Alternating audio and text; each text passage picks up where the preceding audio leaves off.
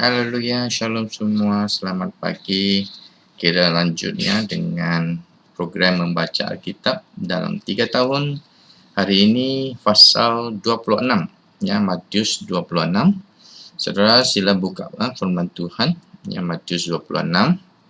Okey, ayat 1, ya, Yesus selesai pengajarannya dan bicara kepada murid-Nya tentang Paskah dan juga bernubuat tentang kematiannya sendiri. Ya, kematiannya sendiri. Ayat ketiga, para imam, kepala dan tua-tua bangsa Yahudi bersekutu, ya, menentang Tuhan. Ayat 6, Yesus berada di Betania, di rumah Simon si Kusta, di mana seorang perempuan mengurapi kepala Yesus dengan minyak wangi. Ya. Ayat 14, Yesus, ya, Yudas, ya, yang mengkhianati Yesus. Yudas tawar-menawar untuk mengkhianati Yesus. Ayat 14.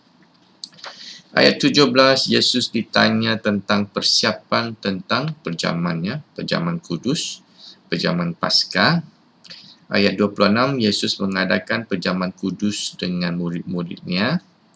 Ayat 30, selepas makan Paskah dan selepas mereka menyanyikan nyanyian pujian, Yesus berangkat dengan murid-murid-Nya ke Bukit Zaitun.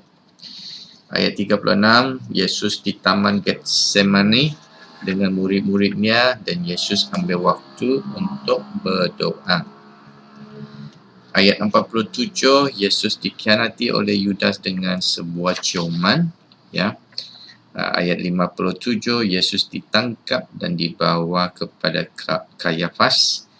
Ayat 69, Petrus menyangkal Yesus 3 kali dan waktu itu ayam berkokok. Ya. Judul perikop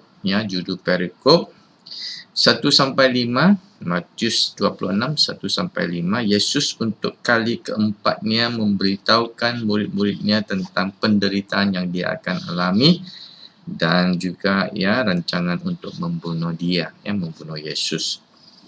Ayat 6-13, Yesus diurapi oleh seorang perempuan di Betania.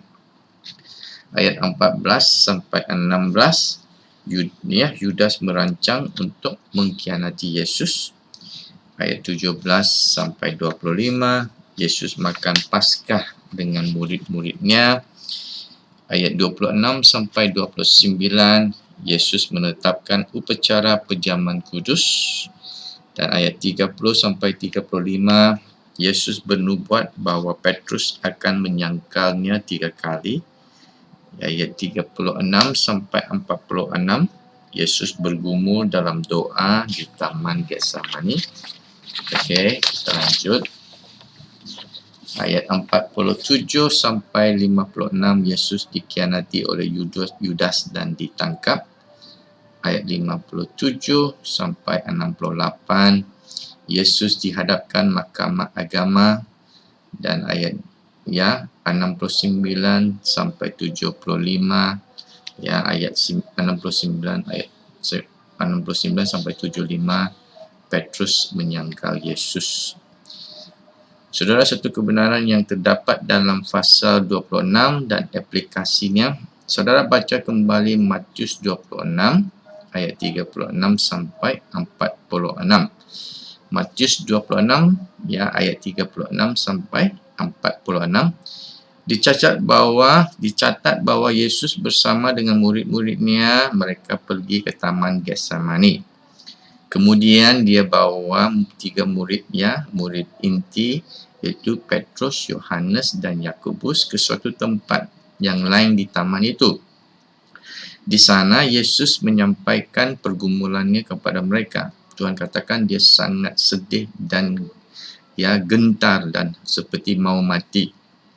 Selepas itu Yesus meminta mereka, 3 orang itu, untuk berjaga-jaga dengan dia. Lalu pergilah Yesus dari mereka untuk berdoa. Dalam doa kita perhatikan walaupun Tuhan rasa sedih dan gentar, Yesus tetap berserah kepada kehendak Tuhan untuk melakukan kehendak Allah. Tetapi setiap kali selepas Tuhan berdoa itu dan dia kembali melihat murid-muridnya, dia mendapati bahawa murid-muridnya tertidur, ya, kerana mata mereka sudah berat. Saudara, apa yang kita boleh belajar dari sini? Dua hal. Pertamanya, saudara, untuk Yesus melakukan kehendak Allah, kehendak Bapa-Nya tidak selalu senang dan dia disenangi, ya, dia menyukakan dia. Tetapi dari contoh Yesus kita belajar walaupun demikian dia tetap menyerah kepada kehendak Allah. Dia tetap berdoa dan menyerah kepada kehendak Allah. Itu juga satu contoh untuk kita. Ada waktunya kita lihat, baca firman Tuhan dan itu perintah Tuhan itu susah untuk kita lakukan. Tetapi kita harus ikut contoh Yesus berdoa dan menyerah kepada firman Tuhan dan mentaatinya.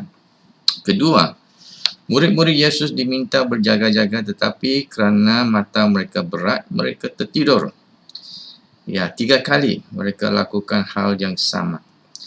Dan bila waktu mereka diuji, kita mendapati Yohanes dan Yakobus melarikan diri. Ya, dan Petrus sendiri menyangkal Yesus 3 kali.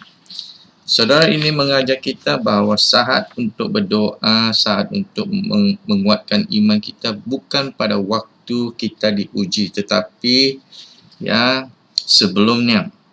Itu mengajar bahawa kita harus menjadikan doa sesuatu tabiat.